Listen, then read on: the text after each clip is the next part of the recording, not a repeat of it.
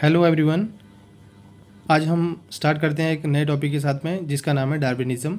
ये evolution chapter में हमारा थ्योरीज ऑफ इवोल्यूशन में सेकंड पार्ट है। तो लास्ट टॉपिक में हमने पढ़ा था लैमार्किज्म के बारे में, लेमार्क की जो थ्योरी थी।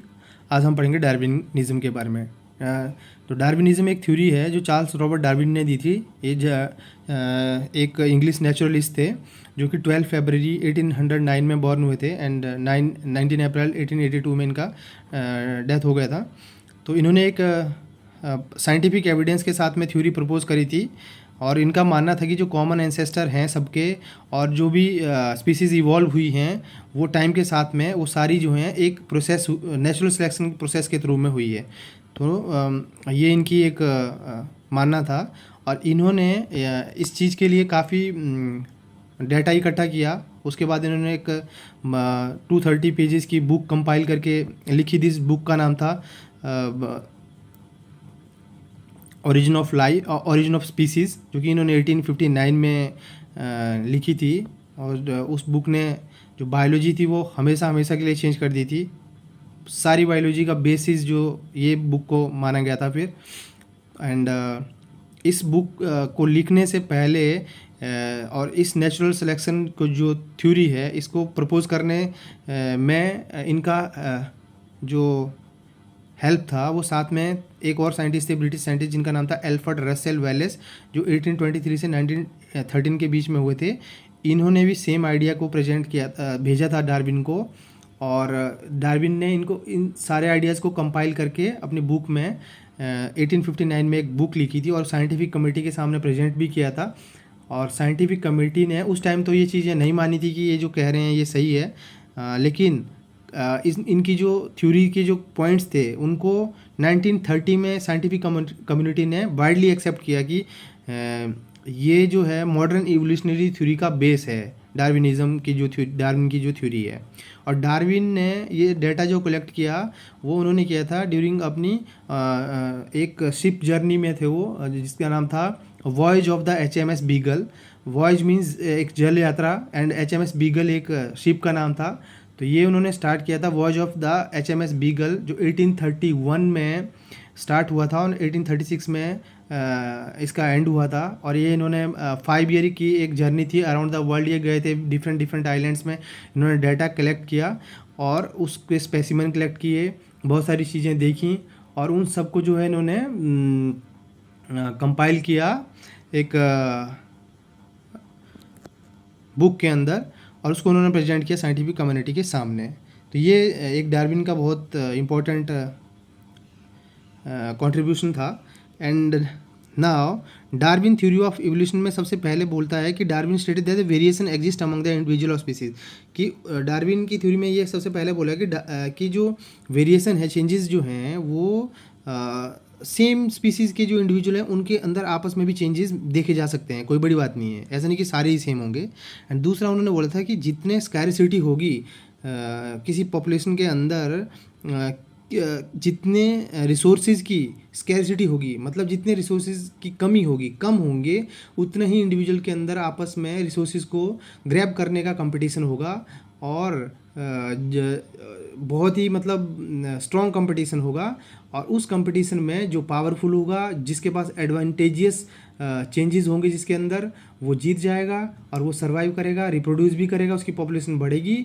और जो कमज़ोर होगा, जो जिसके पास एडवांटेजियस चेंजेस नहीं होंगे, वो सर्वाइव नहीं करेगा और वो ख़त्म हो जाएगा, मर जाएगा। और उसी को इन्होंने बोला सर्वाइवल ऑफ द फिटेस्ट, जो फिट होगा वो सर्वाइव करेगा और जो फिट नहीं होगा वो सर्वाइव नहीं करेगा। तो ये उनके कुछ फैक्ट थे, ये आर्गूमेंट रहे उनके कि जो सारी स्पीसीज़ हैं सच अ ग्रेट पोटेंशियल, जितनी भी स्पीसीज़ हैं उन सब में अगर मान लो फर्टिलिटी का ग्रेट पोटेंशियल होगा तो उनकी पॉपुलेशन का जो साइज़ है वो एक्सपोनेंशियली इंक्रीज़ करेगा। और if all individual born would again reproduce successfully. अगर मान लो किसी चिकन की बात करता हूँ मैं, अगर मान लो चिकन है और 100 चिकन बॉर्न हुए और वो 100 के 100 चिकन रिप्रोड्यूस होके आगे को फिर से फर्दर रिप्रोड्यूस करने लगे, तो सोचो कितने चिकन बन जाएंगे। तो यही उनका मानना था कि जो पॉपुलेशन होगी वो एक्सपोनेंशियली इंक्रीज़ करेगी और अगर सारे के सारे रिप्रोड्यूस करते हैं तो। और दूसरा था कि except minor annual fluctuation and occasional major fluctuation population normally display stability, कि जो पॉपुलेशन रहेगी वो माइनर एनुअल फ्लक्चुएशंस उसमें रहेगी, या कभी कभार कोई बड़ी बीमारी आ गई जिसमें पॉपुलेशन में बहुत सारे लोग मर गए एक साथ या कुछ हो गया, अदरवाइज स्टेबिलिटी रहेगी पॉपुलेशन के अंदर। थर्ड इनका था कि नेचुरल रिसोर्सेज आर लिमिटेड, ये तो हमने पहले भी देख लिया कि नेचुरल रिसोर्सेज जो है लिमिटेड हैं और in stable environment they remain relatively constant, और कोई अगर स्टेबल इन्वायरमेंट होगा तो उसमें वो कांस्टेंट रहेंगे, ना वो बढ़ेंगे ना घटेंगे, और वो लिमिटेड ही रहेंगे। ये तो थे हमारे फैक्ट। अब इसकी इन्फरेंसेस क्या थी, मतलब इसके कुछ ऐसी चीज़ें भी थी जो गैस थे, अनुमान थे। तो since more individual are produce and then they can be supported by the available resources but population size remain stable, it means that there must be a strong struggle of the existence among individual of a population resulting in the survival of the very small part of the progeny of each generation। तो इनका ये मानना था कि अगर मान लो ये third point के हिसाब से नेचुरल रिसोर्सेज आर लिमिटेड हैं और इन्वायरमेंट स्टेबल है, और तो इन्वायरमेंट स्टेबल इन्वायरमेंट है, दे रिमेन रिलेटिवली कांस्टेंट। तो इनका मानना था कि अगर ज़्यादा इंडिविजुअल प्रोड्यूस हो जाते हैं और वहाँ का जो इन्वायरमेंट है अवेलेबल रिसोर्सेज के साथ में वो उनको सपोर्ट भी करता है, तो पॉपुलेशन का साइज जो है स्टेबल रहेगा। पर इसका मतलब ये हुआ कि वहाँ पे क्या होगा, स्ट्रगल ऑफ एग्जिस्टेंस के लिए इंडिविजुअल के पॉपुलेशन में आपस में कंपटीशन होगा, और जिसकी वजह से resulting in the survival of the very small part, जिसकी वजह से जो कम very small part of population ही सर्वाइव कर पाएगा of the progeny of the each generation, मतलब हर जनरेशन की जो प्रोजेनी है उसका वेरी स्मॉल पार्ट ही सर्वाइव कर पाएगा। फोर्थ फैक्ट था no two individual are exactly the same rather every population display in variability, मतलब जो भी इंडिविजुअल रहेगा वो कोई भी इंडिविजुअल आपस में सेम नहीं होंगे, इवन पॉपुलेशन भी आपस में बहुत सारी वेरिएबिलिटी शो करेंगी। और पांचवा इनका फैक्ट था much of this variation is heritable, और जो चेंजेस होंगे वेरिएशन होगी आपस में वो जेनेटिकल होंगी, हेरिडिटरी होंगी, मतलब जनरेशन टू जनरेशन एक दूसरे को ट्रांसफ़र होती रही होंगी, कोई इस तरह से नहीं होंगी। और इसका जो इन्फरेंस था वो था survival in the struggle for existence is not random but depend in part of the hereditary constitution of the surviving individual. This unequal survival constitute the process of natural selection. तो इनका मानना है कि जो struggle है existence करने के लिए वो ऐसे ही रैंडम नहीं होगा, बट वो डिपेंड करेगा हेरिडिटरी कॉन्स्टिट्यूशन, किसी की भी जो स्ट्रक्चर है उसकी हेरिडिटरिकली जो कॉन्स्टिट्यूशन हुआ है, उसका जीनोटाइपिक जो स्ट्रक्चर है उसकी वो तय करेगा कि उस इंडिविजुअल ने सर्वाइव करना है नहीं करना है, वो फाइट कर पाएगा नहीं कर पाएगा, दैट विल डिसाइड। और थर्ड जो गेस था वो था over the generation this process of natural selection will lead a continuing gradual change of population that is evolution and to the production of new species. और ये उनका मानना था कि जनरेशन टू जनरेशन ये चलता रहेगा, ये प्रोसेस नेचुरल सिलेक्शन की चलती रहेगी, और जिसकी वजह से क्या होगा धीरे धीरे जो है पॉपुलेशन में एवोल्यूशन हो जाएगा और एक नई स्पीसीज़ में कन्वर्ट हो जाएगी वो चीज़।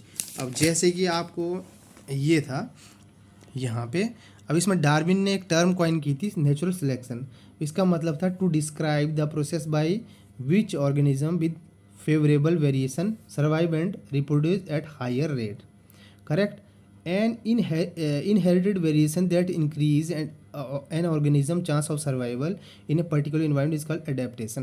तो एडेप्टेशन क्या होता है, एडेप्टेशन का डेफिनेशन ये है कि कोई ऐसी वेरिएशन किसी ऑर्गेनिज्म के अंदर जो उसके चांस बढ़ा देती है सर्वाइव करने के पर्टिकुलर एनवायरनमेंट में, उसको कहते हैं एडेप्टेशन। अब आप या हम जैसे लोगों को अगर कोई यहाँ से बोले कि आप लेह लद्दाख या हिमालयन वाले ऐसे एरिया में जहाँ पूरी तरह स्नो रहता है, ऑक्सीजन की कमी है, वहाँ रहने लग जाओ एकदम से, तो हमें वहाँ बहुत सारी प्रॉब्लम्स आएंगी। बट वहाँ के जो लोकल लोग हैं वो वहाँ रह सकते हैं क्योंकि वो बाय बर्थ उनके अंदर वो चीज़ एक एडेप्टेशन आ चुका है, और हमारे अंदर वो टाइम के साथ में आएगा। This is the best example of adaptation and natural selection.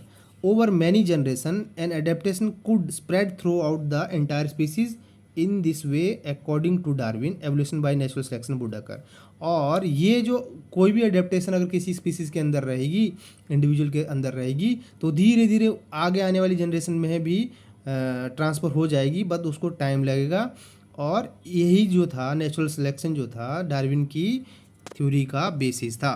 और यही इन्होंने लास्ट डिस्कशन में हमने देखा था कि लेमार्क ने जो बोला था कि जिराफ की नेक लॉन्ग होती है और क्यों होती है, लेकिन वो ये नहीं बता पाए थे कि वो उन्होंने भी बताया था कि भाई वो जिस एरिया में जिराफ रहते थे वहाँ वेजिटेशन कम था, लो वेजिटेशन एरिया में वो रहते थे, जिस वजह से वहाँ पे उनको घास नहीं मिल पाता था खाने के लिए, तो वो पेड़ों पे होता था तो उनकी नेक छोटी होती थी, फोर लिम्ब छोटे होते थे, तो स्ट्रेच करते करते जो है उनकी नेक एक स्टेबल उस पर आ गई, लंबी हो गई। करेक्ट। तो लेकिन वो एक्सप्लेन नहीं कर पाए थे कि क्या चीज़ की वजह से हुआ था ये, तो ये नेचुरल सिलेक्शन की वजह से हुआ था, एडेप्टेशन की वजह से हुआ था, जो कि डार्विन ने बड़े अच्छे से एक्सप्लेन किया। अब समरी जो है डार्विन की जो थ्योरी है उसकी समरी ये है कि Darwin theory invariably had combination of some of the following 5 theory in mind.